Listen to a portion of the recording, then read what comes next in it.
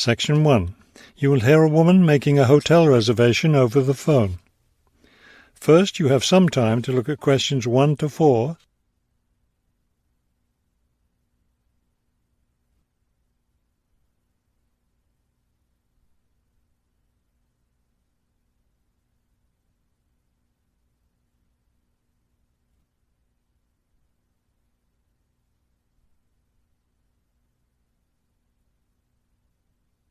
Now we shall begin. You should answer the questions as you listen, because you will not hear the recording a second time. Listen carefully and answer questions 1 to 4. Good afternoon, Grandview Hotel. Yes, hello. I'm planning to spend a few days in your city next week, and I'd like to, make a reservation. Of course. When did you want to stay here? Next week, Wednesday night and Thursday night. So that's February 13th and 14th. Yes, that's right. And how many guests will there be? Just me. So, do you have a room available? Yes, we do. I'll just need to take some of your information. May I have your name, please? Oh, right, yes. It's Roxanne Wilson. Wilson. Thank you, Miss Wilson. And may I have your credit card number? It's 233-618-9872. 9872. Got it. All right, Miss Wilson. I have your reservation confirmed. Can I help you with anything else?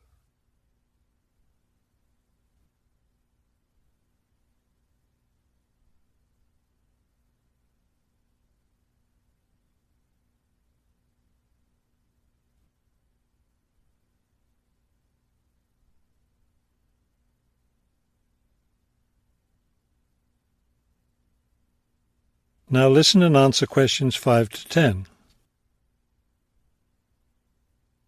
Well, yes, I was wondering, since I'll have a couple of free hours Friday morning before I leave, is there anything interesting to see close to the hotel?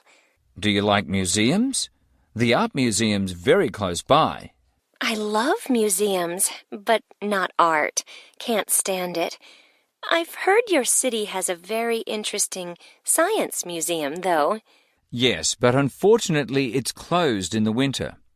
Are you interested in shopping? Sure, I love shopping. Are there any good stores nearby? Yes, we have a large shopping mall just 2 bus stops away. You take the bus to Monument Square, and it's just half a block from there. Just look for the post office, and you'll see the mall entrance next to it. Fabulous. What about lunch? I hear your city has good restaurants. Yes, there's a nice restaurant very near. It's just across the street from the park. Sounds good. I can have lunch, then walk in the park afterwards. I have one more question. What's the best way to get to the hotel from the airport? Subway is the fastest, of course. There are buses, but they're quite slow. I'll be arriving quite late, after 10 p.m. I thought I might have to take a taxi. The subway runs until midnight. Oh, good. Then I'll do that. Will there be someone at the hotel front desk that late? Oh, yes. The front desk stays open until 2. That is the end of Section 1. You now have half a minute to check your answers.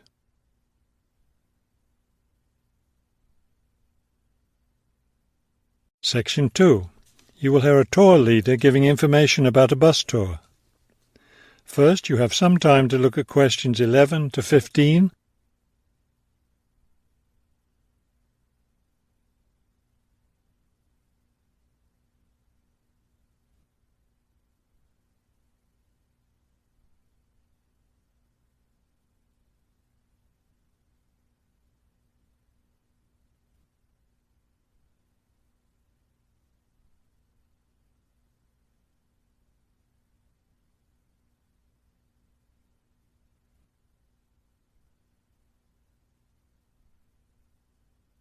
As you listen to the first part of the talk, answer questions 11 to 15.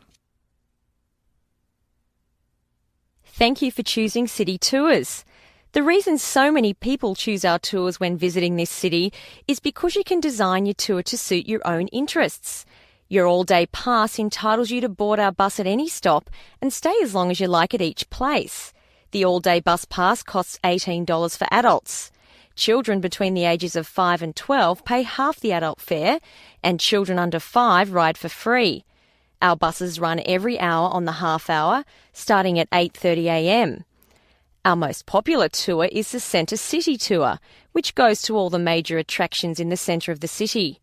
From the starting point here at the tour bus office, the bus goes to the first stop, Hill Park. As you may guess, this park is located at the top of a small hill.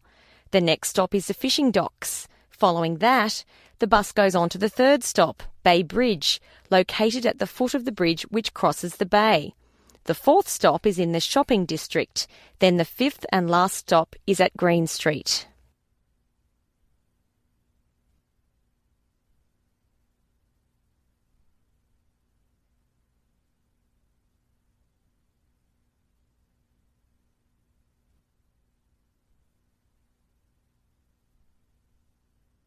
Now listen and answer questions 16 to 20. There are many interesting things to do and see on the Centre City Tour. At the first stop, you can enjoy a spectacular view of the bay, the city, and especially of the fishing docks, which are located at the foot of the hill. At the second stop, you can walk around and look at the boats. Fresh fish from the bay is also for sale here, since this is the place where the fishermen bring in their catch. The next stop is where some of the city's finest seafood restaurants are located, so you might want to plan a lunch stop here. You can eat fresh fish here, prepared in the traditional local way. The fourth stop is, of course, where you can do your shopping. Don't miss the opportunity to purchase some of our city's famous handmade baskets. You'll want to take several home as souvenirs of your visit to our city. Finally, at the last stop on the tour, you can visit one of the oldest buildings in our city, the theatre.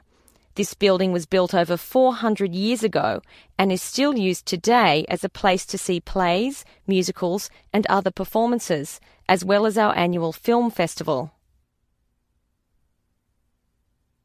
That is the end of section 2. You now have half a minute to check your answers.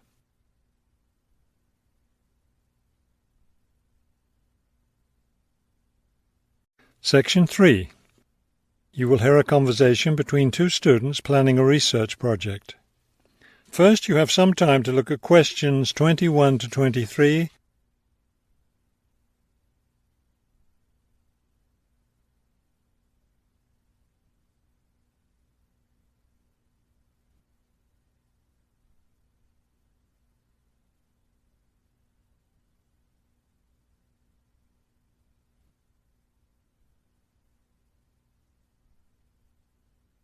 As you listen to the first part of the conversation, answer questions 21 to 23. We'd better start planning our research project because we don't have much time left before it's due. I know, only 3 more weeks. Is that all? I thought we had more time than that. Well, let's get to work then. Okay, so we agreed we're going to interview shoppers about their spending habits. Did we decide to conduct our interviews at the department store? We haven't decided anything definitely yet, but I think the shopping mall would be a better place. We'd get more of a variety of shoppers there. Yes, that's a good point. So let's do that. How many interviews did the professor say we had to complete? She said at least 30. That sounds like a lot, doesn't it? Yes, but if we divide it up between the two of us, that's just 15 each. That's not so bad.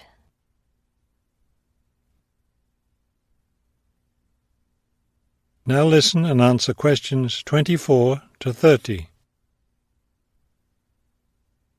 Okay, so I guess we'd better start designing our questionnaire.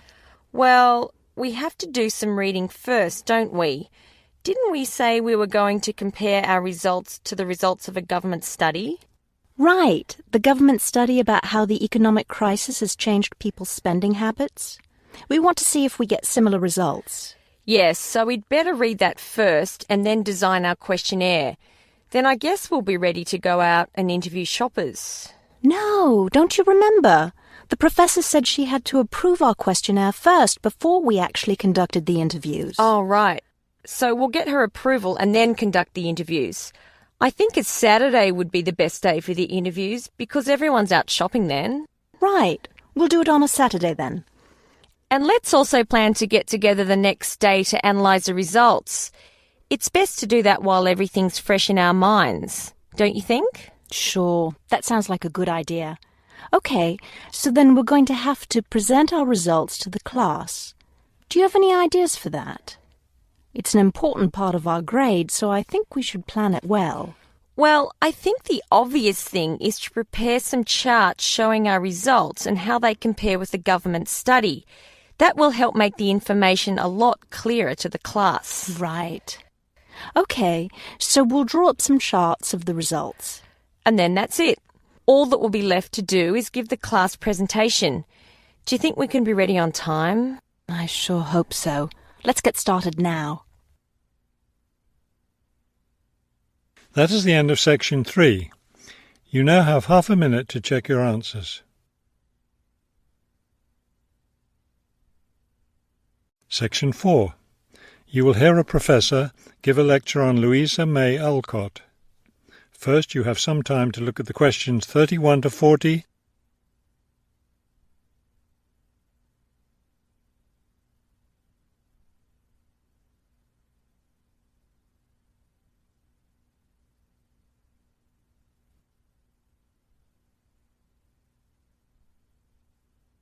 Now listen carefully and complete the timeline in questions 31 to 40. Good afternoon. Today I'd like to continue our discussion of the lives of prominent American writers by talking about Louisa May Alcott, one of the best-known 19th century writers.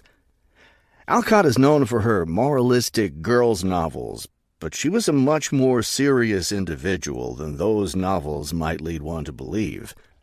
She was born in 1832, the daughter of Bronson Alcott, who was one of the founders of the Transcendentalist movement. Bronson Alcott was a philosopher, but not a provider, and the family lived close to poverty. From an early age, Louisa was determined to find a way to improve her family's economic situation. As a teenager, she worked to support her family by taking on a variety of low-paying jobs, including teacher, seamstress, and household servant. Alcott also started writing when she was young. She wrote her first novel when she was just 17 years old, although it wasn't published until many years after her death. It was called The Inheritance. In 1861, the Civil War broke out. Alcott worked as a volunteer, sewing uniforms and bandages for soldiers. The following year, she enlisted as an Army nurse. She spent the war years in Washington, nursing wounded soldiers at a military hospital. While working at the hospital, she wrote many letters to her family at home in Massachusetts. After the war, she turned the letters into a book, which was published under the title Hospital Sketches. She also wrote numerous romantic stories, which she sold to magazines. Around this same time, she was offered the opportunity to travel to Europe as the companion to an invalid. When she returned home from Europe in 1866, she found her family still in financial difficulty and in need of money, so she went back to writing. Her big break came in 1868, with the publication of her first novel for girls, Little Women. The novel achieved instant success, and the public wanted more. From then on, Alcott supported herself and her family by writing novels for girls. It wasn't the writing she had dreamed of doing, but it earned her a good income. Alcott took care of her family for the rest of her life. In 1878, her youngest sister May got married. A year later, May died after giving birth to a daughter. Louisa Alcott raised her sister's orphaned child. In 1882, Bronson Alcott suffered a stroke. Soon after that, Louisa Alcott set up a house for him, her niece, her sister Anna, and Anna's 2 sons in Boston.